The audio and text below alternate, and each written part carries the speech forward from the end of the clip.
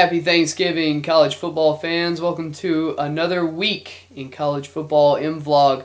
We're coming down to some of the big stuff. The rivalry weeks are going to happen this week. We got some big matchups with some teams that really don't like each other. We're going to look at some conference championships next week. So let's not waste any time. Let's go ahead and get into contender and pretender. This week we're going to start at contender. We're going to come from Furman University. Going to give it to Jerodis Williams, Furman's running back. First Furman running back to go over 1,000 yards in about 10 years. Ended up picking up 1,055 yards rushing at a 5.3 yards per carry rate. 9 touchdowns on the season, and he capped it off this past weekend against Florida with 131 yards rushing, 2 touchdowns, including a 77-yard touchdown. And part of the reason why Furman gave the Gators such a fit, Furman really putting on a real good show down in Gainesville. Unfortunately, with the way their season ended up, probably going to miss out on the playoffs. In fact, we can upgrade that to definitely going to miss out on the playoffs. It turns out you really do need to beat teams like Samford and teams like Elon to qualify to be one of the top teams in college football. But I think Furman has a lot of things to build on for next year. I think Furman has a lot of things that they can be proud of, and it looks like Bruce Fowler's time at Furman is off to a good start. But congratulations to you, Jerodis Williams. Just a junior. You'll be back for your senior season. Wish you lots of luck for next year. This week's pretender is a very literal pretender, and that'll go to Urban Meyer. Urban Meyer is literally pretending right now because he's having to pretend that Ohio State is not offering him the position of head coach and that he's not going to be the head coach of Ohio State. He has to do this just because of the way the market goes, but let me go ahead and be the first person to tell you, as if this is going to shock anyone, Urban Meyer will be the next coach of the Ohio State Buckeyes. And the Buckeyes would be much better for having him. He's a great coach, so congratulations to them both. But for now, you'll just have to pretend like you're not talking to each other.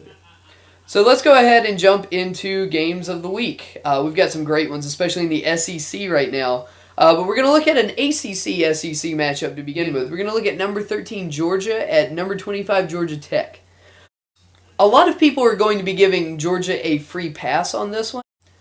I believe Georgia's been given enough of a free pass on the season, and I'd like to say I think this game is going to be very close.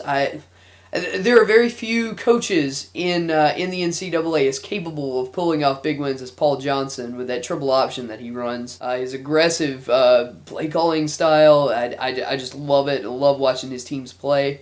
I think Georgia Tech's going to give Georgia a lot of trouble, especially just holding on to the ball with that triple option. I like Aaron Murray from Georgia. I think Georgia's going to pull off the win, but I like him sweating this one out. Well, let's get into the SEC West matchups. And the first one we're going to look at is the Iron Bowl in Alabama. We're going to look at number 2 Alabama versus number 24 Auburn. You know, it seems like there's nothing Auburn can do to get itself out of the top 25. Getting thumped by Georgia, getting thumped by Clemson, and still these guys hang it, and they're in the poll. And they've gone 7-4 this year, but clearly not the same team without Cam Newton and without defensive players like Nick Fairley. At the outset, you think Alabama's just going to roll in this game, but this game, it's a hard one to predict. It's a rivalry game, and rivalry games are by nature hard to predict. I like Alabama winning in this, but I like Alabama winning in a very sloppy, very close kind of game. Not the kind of win they're looking for, but a win nonetheless. Now, the big one for the week. Number 1 LSU versus number 3 Arkansas in Baton Rouge. Everyone's going to pick LSU in this game because everyone is just going to pick LSU. And by the rights, they probably should. LSU just looks invincible. That defense is amazing. They're opportunistic. They turn turnovers into points, and that's how they beat you. Their offense, they keep the ball on the ground. They make some big plays, and they get it done.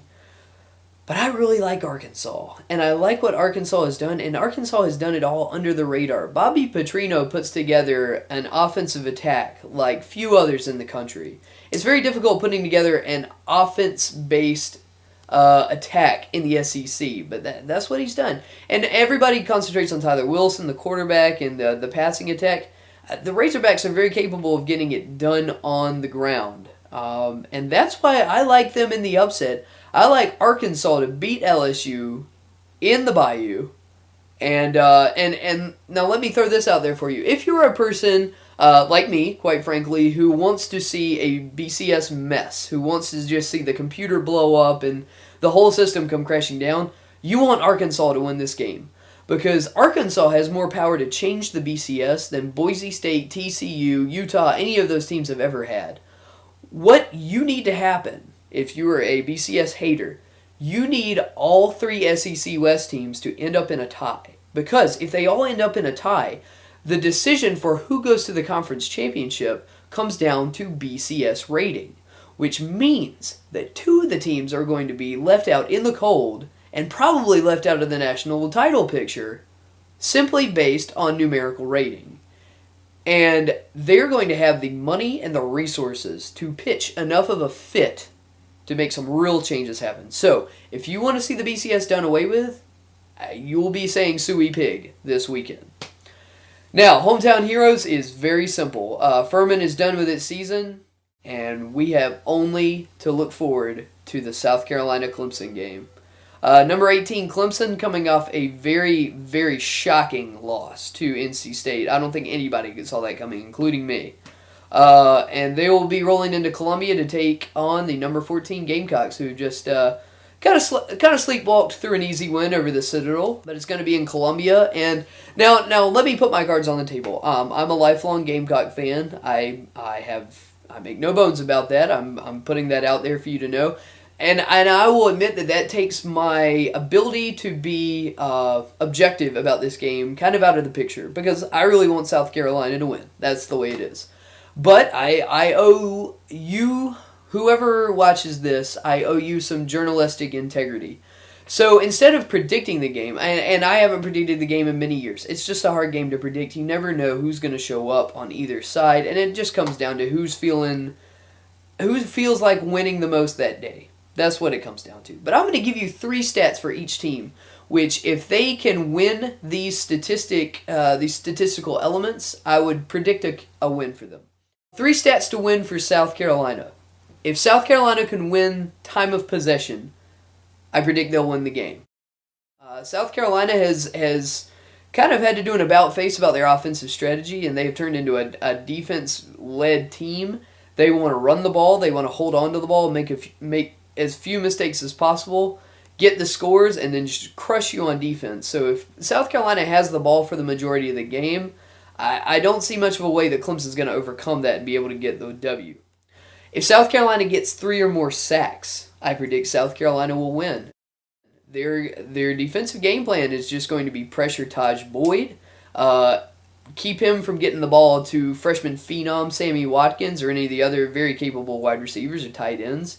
They want to get in his face, bring him down, and if they're able to do that, if they're able to get 3+ sacks and all the pressure that comes along with that, I don't think Taj is going to have a very easy time getting that Chad Morris power offense going. If South Carolina gives up 0 special team points, I predict they'll win the game.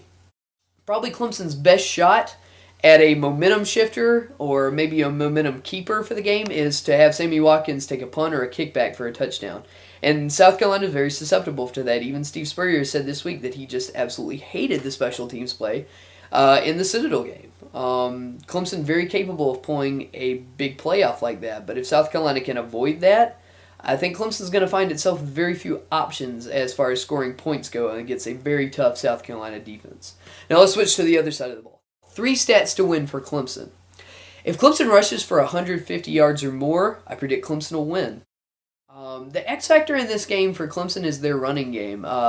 Haven't really been able to establish it, at least against better defensive teams. If Clemson can actually mix in the run and get South Carolina to play up near the line and then hit them deep on the pass, South Carolina is going to have a very hard time stopping the Clemson offense. If Clemson throws 40 or more times, I predict a Clemson win. If Clemson is able to get that pass offense going, they're able to get that fast-paced offensive pace going, Carolina might have a very difficult time keeping up with that. So if Clemson can throw the ball around a lot effectively, I predict they'll win the game. And overall, if Clemson creates a shootout, if this becomes a very high-scoring game on both sides, I'm just not sure that Carolina has the offensive chops to hold up in that, even against a weaker Clemson defense. So I'm going to give you two people to remember for this game, and the two people I think will have the biggest impact on this game are both freshmen. For Clemson, it's Sammy Watkins at wide receiver, and for South Carolina, it's Brandon Wilds at running back. Brandon Wilds has come on in the absence of Marcus Lattimore and really put on a solid season, almost Lattimore-like for a freshman. If Carolina can get the ball to him and can get him going, Clemson is going to find themselves on the wrong end of this game. If Sammy Watkins, the unbelievably talented Sammy Watkins, gets going, if he gets going in the special teams, if he's getting the deep passes, Carolina's not going to have much of an answer for that. So keep your eye on those two young men for this game. Anyway, I leave you for Thanksgiving. Enjoy the food. Enjoy time with family. I'm very thankful for all of you, however many of you there may be who experience this. And I'm thankful for the blessing of football. So let us all enjoy it. Have a great week.